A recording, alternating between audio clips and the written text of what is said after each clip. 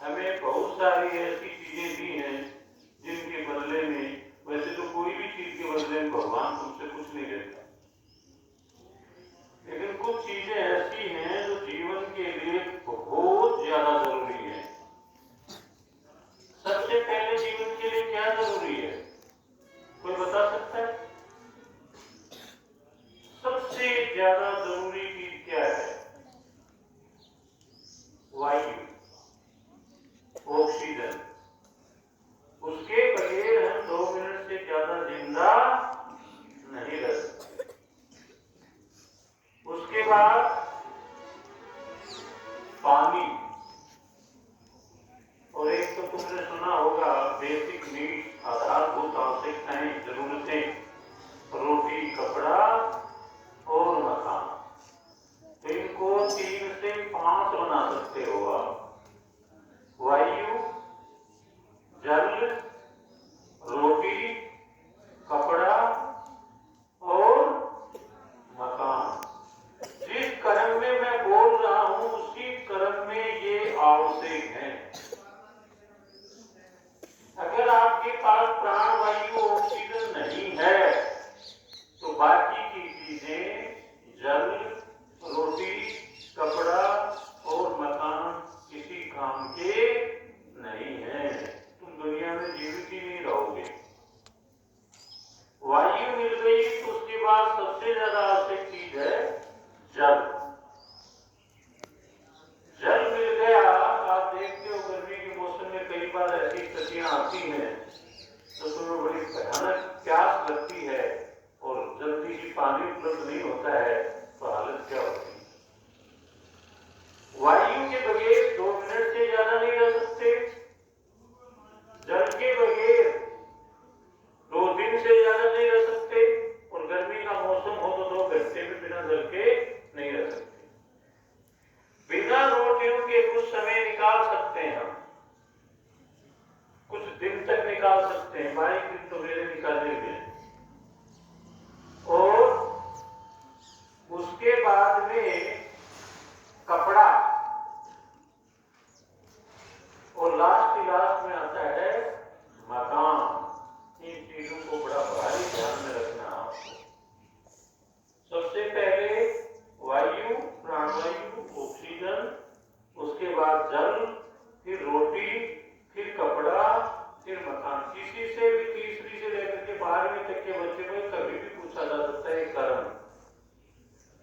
तो आज के लिए छोटा सा जो काम है वो है जल को बचाओ। आपने कई जगह लिखा हुआ देखा होगा, जल है तो कल है, जल ही जीवन है। आपने देखा होगा, पढ़ा होगा, ये हकीकत में है। पूरी जो पृथ्वी है इसका 1/3 हिस्सा पृथ्वी का है और 1/4 मान लो 3 हिस्सों में जल है। यही कंडीशन आपके शरीर में है। आपके शरीर का लगभग 70% हिस्सा जल का बना हुआ है।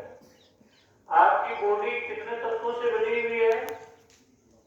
5 तत्वों।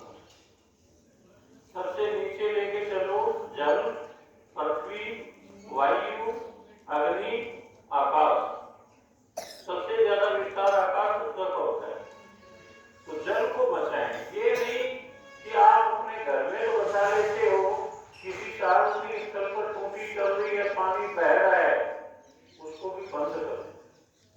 जहां तक जितना संभव हो सके आप कर सकते हो वो करो।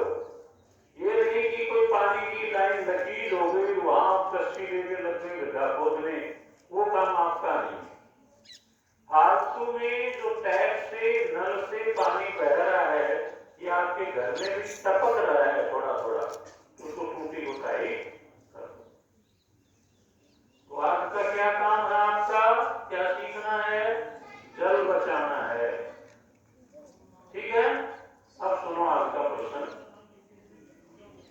बात उस समय की है जब भारत पर अंग्रेजों का शासन हुआ करता था, और अंग्रेजों की इतनी औकात नहीं कि वो हम पे शासन कर पाते, लेकिन हम आपस में ही लड़ते रहते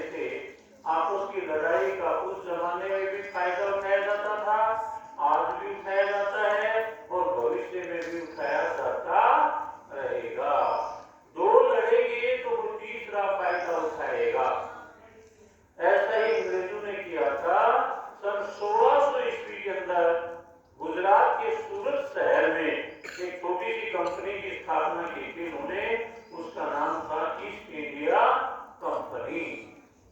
और भारत आजाद कब हुआ? 1947 15 अगस्त को। धीरे धीरे इन्होंने क्या किया, हस्तक्षेप करना शुरू कर दिया, व्यापार करने में, फिर राजनीति में, फिर दो को आपस में लगाया, एक का साथ दिया, दूसरे को निकल गए। डिवाइड एंड रूल पॉलिसी उन्होंने अपनाई, फूट डालो और राज करो। क्या आज हम ये नीति नहीं अपनाते? आज भी हमारे बीच बहुत सी ऐसी घटनाएं हैं जिनमें आपस में फूट डाल करके तीसरा आदमी फायदा उठाता है। तो ऐसी एक घटना है,